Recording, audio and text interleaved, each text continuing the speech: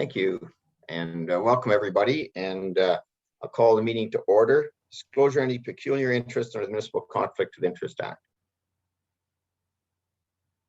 Seeing none.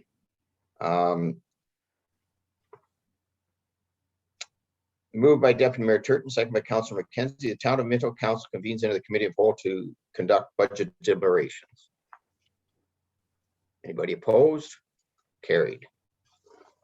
And here we are. Here we are at another piece of our road to budgets.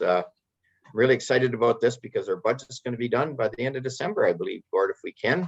Our last meeting in December. So I really appreciate all the hard work that all the staff have done, Derek and Gord, your group, and all the department heads are here tonight to answer any questions.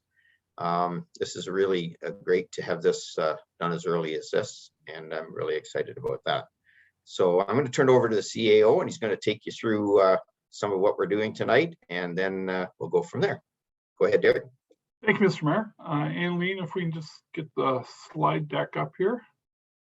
There we go.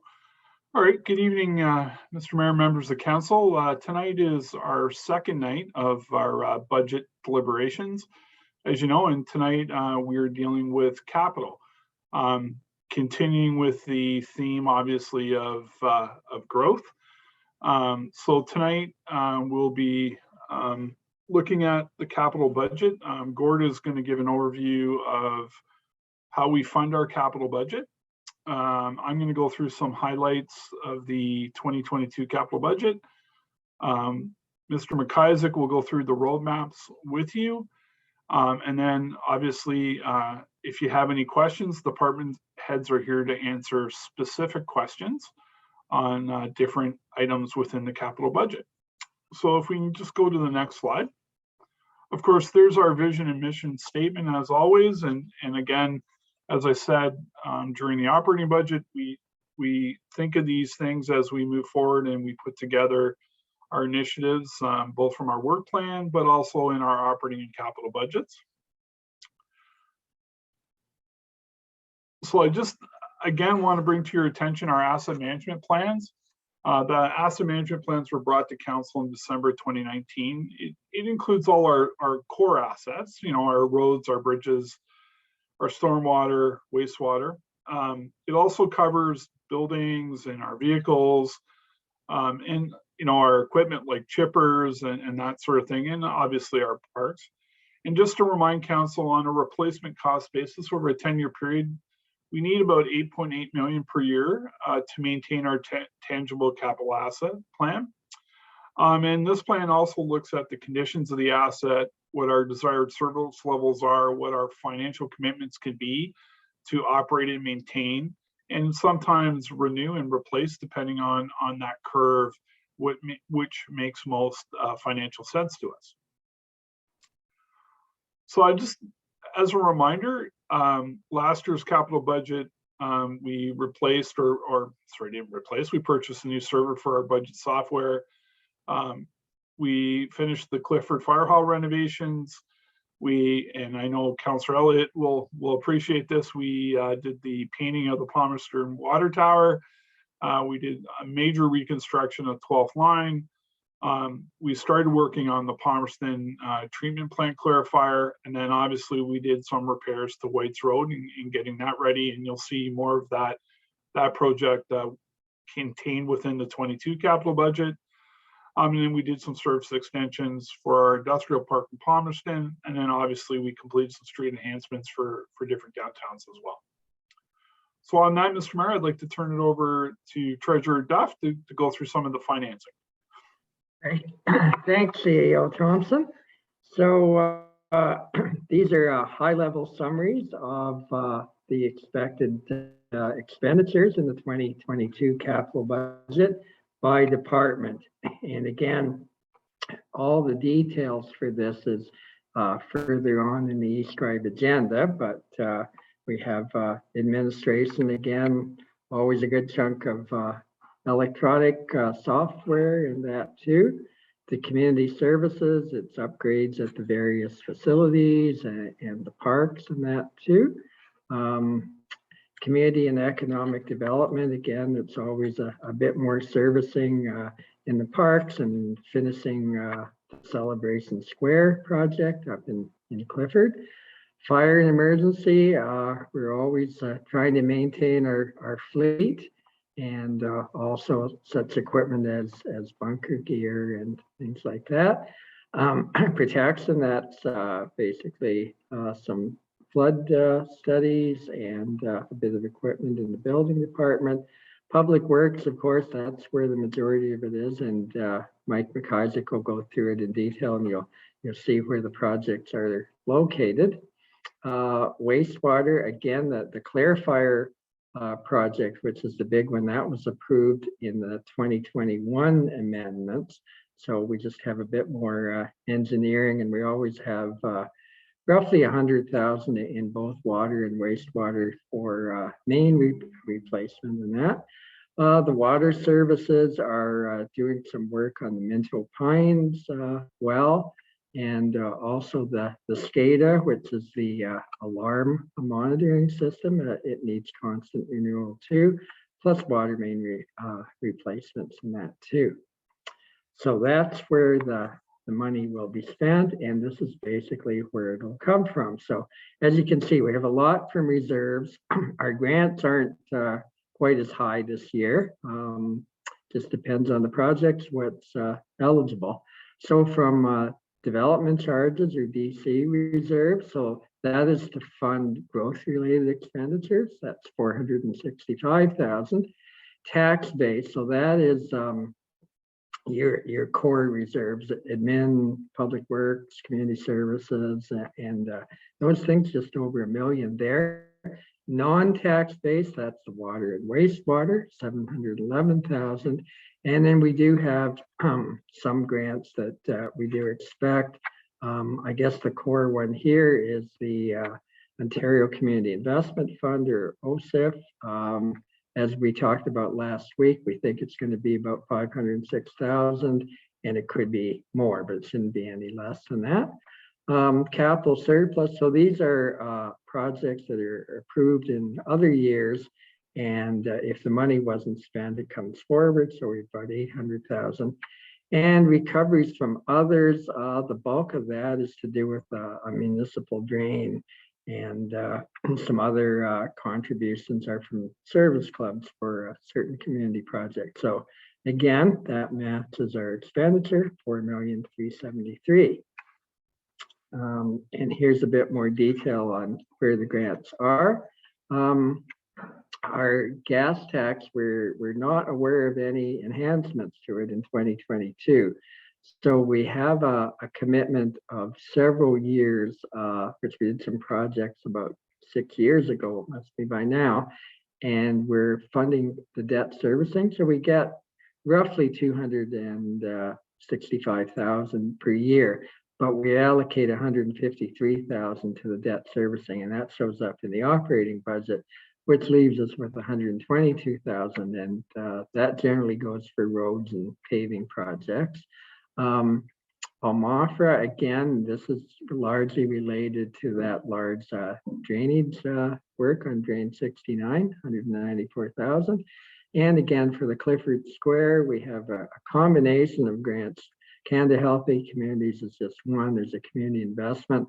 One we know about, another we should know hopefully before the end of the year, and another one we yet have to put in for, but we're confident we'll get some kind of grant funding there. And there's the OCIF kind of formula allocation that we spoke about before.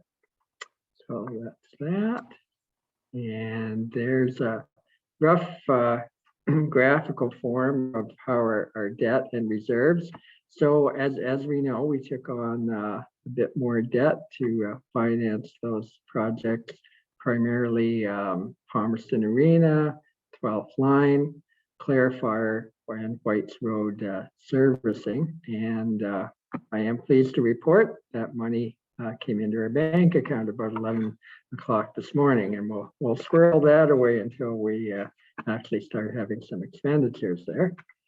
So there's a trend, and This may not be in the original package, but we thought you might be interested in debt servicing. So just kind of in layman's terms, this is kind of, you think of your household and you're applying for a mortgage. Can you handle the principal and interest based on your gross salary? So as we know, we did increase that ratio, like it's going to be just under 9.5% of gross revenue. However, when you look back at the 5-year average, it's roughly 8.5%. And if you look back in 2017, we're approximately where we were back then. So yes, we've taken on a bit more debt, but it's all for necessary expenditures. And I think if you remember, we approved this not quite 2 months ago, and we thought we should pull the trigger, go to the market now, even though these projects are really in the spring. And if you listen to any news report, all you hear about is inflation and possible rising interest rates. So I think that's going to be a wise decision. So on to the next one. And again, this is a bit more detail on the reserves. So again, tax supported are the ones for roads, public and public works, community services, admin, fire, economic, and some building. So we're moving money from the operating into reserves. And as we highlighted last week, instead of funding directly from operating to capital in some respects, we're putting all the reserve transfers from operating to reserves, and then we draw it back out again. So again, relatively minimal amount of reserves come for operating purposes, by far the bulk of them going to capital. So non-tax, again, that's your water and wastewater, and obligatory, that's where we see our DCs, our development charges, and that comes out of there. So next one, and I think I'm going to pass it back to our CEO, and he's going to go through some of the highlights for 2022. Thanks, Gord. I'm just going to move my screen over here so I can actually see. There we are. So just some of the key highlights for our 22 capital budget. So under administration, we have some computer hardware replacements, so it's 60. We've got our town hall building equipment upgrades of 20. Under community services, obviously one of the big projects is our Palmerston Recreation Center renovation for 2.4 million, and we have a share of that project. I can tell you that the proposals came in this week, and the evaluation team is right in the process of reviewing those, and we're hoping to bring a report to council before the end of the year to award. On the economic development front, we do have some projects for Harrison Industrial Development of 105, and then of course Clifford Celebration Square, which will be a fantastic destination full of animation. I know Belinda's excited about it. We're also excited about it for 110K as well. Thank you. Whoop, go back, Annaline. Oh, nope. We're on fire and emergency services, Annaline. Must be that new mouse, Annaline. It's going real quick. There you go. Thank you. So under our fire and emergency service department, we have some fire hall renovations at 100K. We have some an additional fire vehicle for 50K, and we have some vehicle replacements for 350.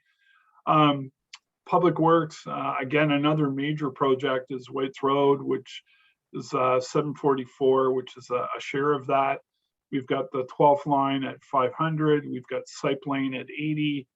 And we've got some pedestrian crossovers that need work at 100K. And we have paving all in at 460 and additional vehicle replacements at 390K. So under, again, wastewater, Whites Road, that's the wastewater portion of the 749, and then obviously the big project, which is the Palmerston Clarifier at 2.9, and then we've got some inflow as we continue to look at efficiencies in our systems for 50, and then a simulated capacity study, which will be You'll hear more about that in my report on the master servicing strategy, but also a study that needs to be completed so we can look at the different numbers as it relates to those capacities. Again, and then on the water service side, for Whites Road is the 462, and then start to explore the Harrison well exploration at 100, and then Minto Pines well 2, and then of course the SCADA upgrades, which is invaluable to our staff for that data and those alarms, which is about 100K. Just while we're on that slide quickly, you'll see the Whites Road split out in the different departments because it is a major project. So it's broken out into roads, water, wastewater. This is one of the major projects that we will be undertaking in 2022. That would not necessarily have been in our short-term forecast, but because of the potential development along Whites Road, it's moved that project up for us. And we're a partner as well, and the county has a major portion of that as well, which they have also set aside for that project. So, and I think, Aileen, if you go down now, Mike is going to give us a more detailed look at some of the road projects. Good evening, everybody. So up in Clifford, we actually have a fairly light year in Clifford with some carryover for Allen Street, just doing the surface asphalt, and then along with Celebration Square there at the main lights. Yep, and then down into Harrison, we have another light year in Harrison as well, with just a couple of the pedestrian crossovers that were proposed for Arthur and Elora Streets. Palmerston, we've got, as CAO Thompson had mentioned, Whites Road. That's the big project for this year, as well as the clarifier down in the south end of town. Out in the township, we have a few things going on out there. The 12th line for another season, we will be finally finishing up with the paving of the from Road 1 North to Wellington Road 6 to get that one finally finished off for the area residents out there. The structure on the Minto Norby Town line, which was scheduled for 2021 replacement, has been put off to 2022. Just the timing windows didn't work out for the contractor awarded on that project. And then the Sipe Lane, just outside of Clifford, we're looking at the feasibility options as to how we would be looking at replacing that structure.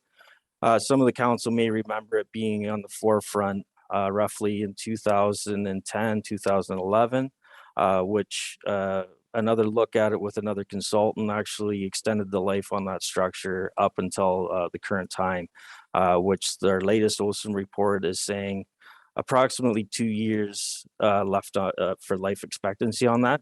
So with that being an area where there's only one way in and one way out, we got to look at how we can replace that structure without causing too much unrest with the area residents not being able to access it back there. And then also I have shown on there as well for resurfacing on Creek Road and Highland Pines, just off of Wellington Road 2 as well, which was part of a report that I brought to council last year as a secondary option for paving. But in reality here too, I do believe with the projects proposed, I will be bringing another report with some other options for further either mill and pave in the towns or out in the township as well. There should be some room there for additional projects as well, once we see some of the results come back from some of the tenders here. I believe this is going back to CA Thompson or Gord? Yeah, I can take it over there. So again, this is a multi-year forecast, And you'll see the 2022 figure again, the 4,373,000 that we just went through the details on. And then we have estimates by department for projects that we think may be required.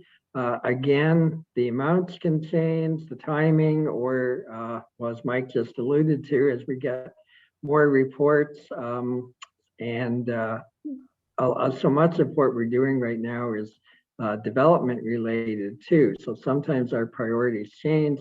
They're all worthwhile projects that do need to be done at some point, but sometimes their priority does change. Again, on one of our early slides, you said in a perfect world, that would be 8.8 million, and that figure's about 3 years old now. But pretty much no municipality in Canada can afford to do what's required to address the infrastructure deficit, but you whittle away at it and try and walk that fine line between moderate tax increases and keeping track of what your debt burden is. So no surprise, public works, roads, and those basic hardcore services, they're the ones that often require the work, and they're very costly for sure. And in economic development, again, there's some servicing things that depend sometimes on the pace of development too. The other departments, it's a bit more steady as she goes. Fire, again, it's their vehicles are the costly items there. And in admin, it's electronics and that. And we've all seen the shift. Hardware seems to get cheaper, but the software to run them gets more expensive, and it basically stays about the same. So that's the high level look ahead. And as we get into the budget software, we'll have more and more of those long projections. So we'll certainly take any specific questions, and all the department heads are available if there's anything that's detailed. Okay, I'll take it back here. I thought Councilor McKenzie, you had your hand up there, I believe. Go ahead. Thank you, Mr. Mayor. Well, Mike, I wish you a lot of luck in getting Normanby to partner with us. That project has been going on for years up there. You almost said it once, Mark. And help us out one of these days. Yeah, And, no, for sure. And I thank you for this forecast. It's great. Thanks so much. Thanks, Mark. Deputy Mayor Turton. Thank you, Mayor Bridge. Mike, what's the road going to look like in front of the hospital? Is there a turning lane into, or is it just what you see there right now is what you get? Yeah, basically what you see there is it's going to be replaced like for like. Sidewalks will be a little bit wider, curb and gutter further, taking it right out to the town limits there. Yeah, it's basically what you see there now, but a little bit better. Yeah, I was just wondering, with all the new activity at the Royal Terrace, I just thought maybe more cars, more people. We're pretty well stuck with the right of way width there and what we can do with that. That's all. Yeah. Thank you. Okay. Councilor Anderson, go ahead, Jean. You're there. You are. Yeah, good. I'm unmuted. So Mike, considering that White's Road project, what's the access going to be to the hospital? So there will be an access maintained at all times. It's going to be whether it's the main access or the one at the health, the health center.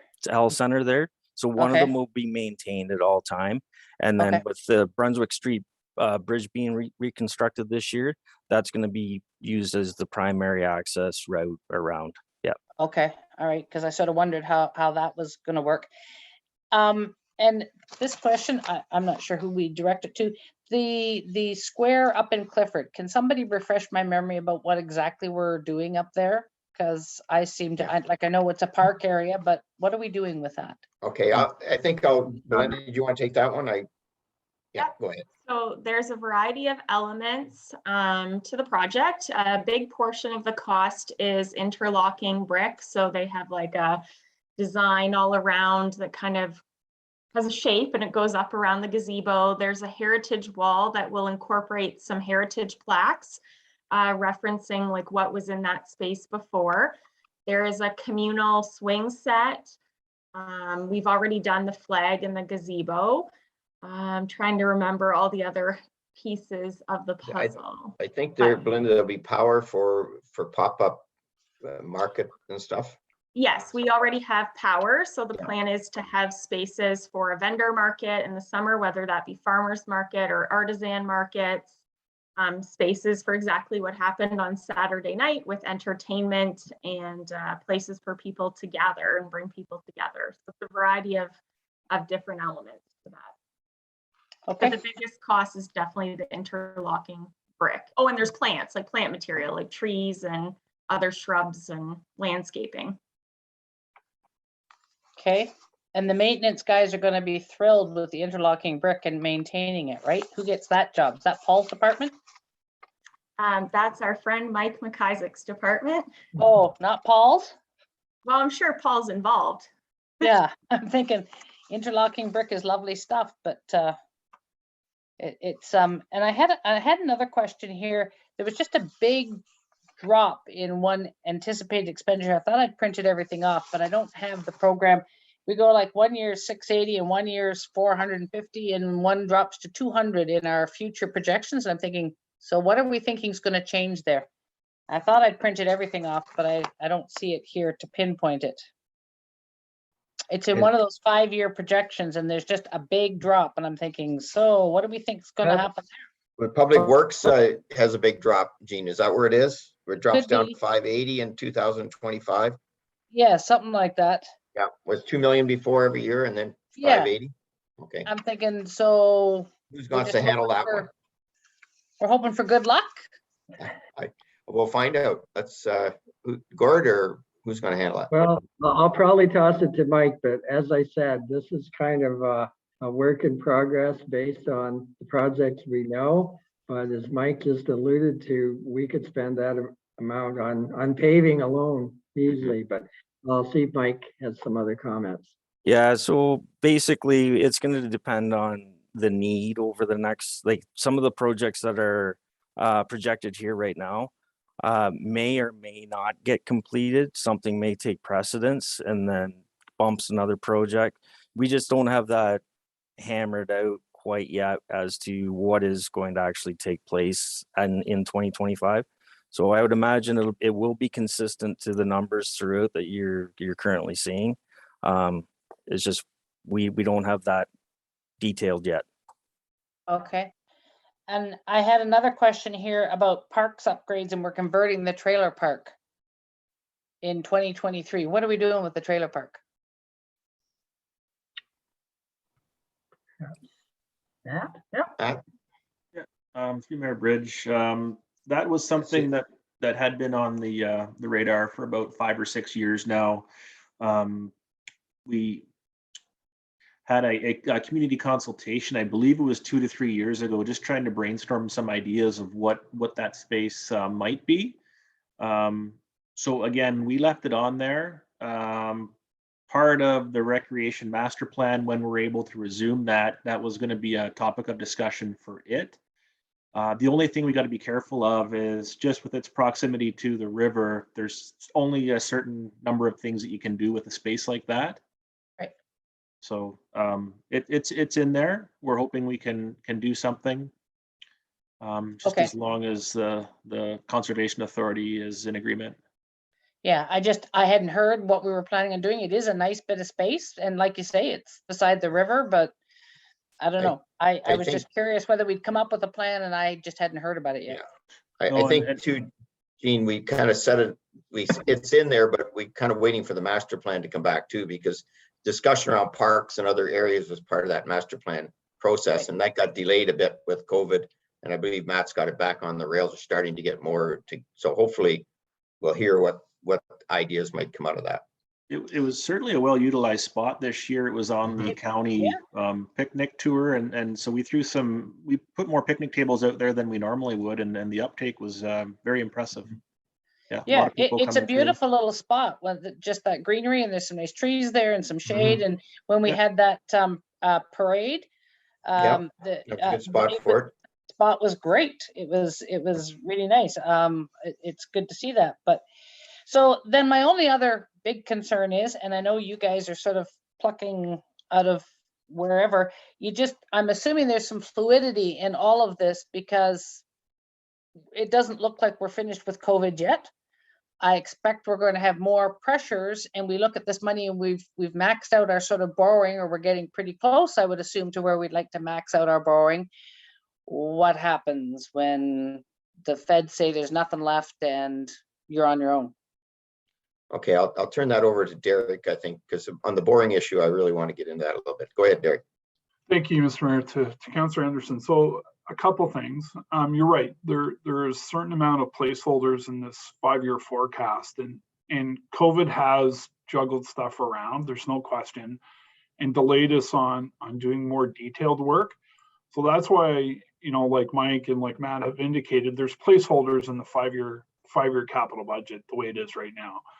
I think you've heard me say this more than once, is my goal is to get to a 10-year capital forecast that matches the DC inventory, so that should be the starting place of where we come from on the capital budget. It's a 10-year, it matches the DC 10-year inventory, and that way we can start to plan a little bit better. So we will eventually get there. It's COVID, and we're changing software, and we're trying to get as much good data as possible to make that happen. So we will. A little bit about your question around debt servicing. So it's like a perfect storm this year. So we had the clarifier, which is a big ticket item, and we had White's Road. And as I indicated earlier, White's Road was not in the near-term forecast, but you have to go with the flow, and we have an opportunity for a fairly large development on White's Road. So we moved it up in our forecast, right? We moved it up. So that's a big chunk of money, and we borrowed it. One of the reasons why we borrowed it was not to drain the reserves. So although we borrowed it because money was fairly cheap for us to borrow, we also didn't pull down our reserves. So we still have a fairly healthy reserve amount. And as you saw in the earlier slide, our debt ratio repayment is pretty good. It's averaging around 8%. So, I know the way it looks, it's close to the reserve. However, if there was a cash call today, we would have more than enough money to pay down all our debt. But on the other hand, we'd have no debt repayment money either to pay back. So we're in pretty good financial shape. The other thing I want to add to that is what's not quite calculated in those reserves is we'll have probably a surplus from 2021 to go in there. Plus we've got interest that's not calculated yet to go in there as well. So that reserve amount will be a little bit higher than what it is now. So I think we're in fairly good shape. The other thing is we're more or less paying off $1 million and a bit every year. So you've got two things that are happening. You're going to pay that. If I use it in relative terms, if we borrowed the 5 million, we're paying off $1 million, a little bit more a year. That debt will come down rapidly. So I think what you're seeing in this particular case is a bump in the road, just because we've got the clarifier and White's Road all in the same year. That won't typically happen. So I think that's where we are. And I think maybe if Gord wants to add any more, or the mayor, they can as well. Yeah, certainly a little further to that. It is a timing thing, and as I say, we have to be a little bit reactive sometimes when opportunities come along or pressures. But we borrowed quite a bit. I'm going to say about 8-9 years ago. So there was another interesting one for some of the old timers. In 2009, CMHC actually was a source of lending for wastewater, and that's a 15-year one. That comes off in 2024, and that's like $210,000 a year on our wastewater. We also have an infrastructure one that comes off in 25 and a National Bank one in 25, and our streetlights are paid in 25. So yes, we'll have to be, judicious about borrowing in the next couple of years. But as CAO Thompson says, we're paying about 1.1 million, probably a little more now that we've got this new debt. So yes, we're adding to it, but we're also paying it off. A lot of it is principal.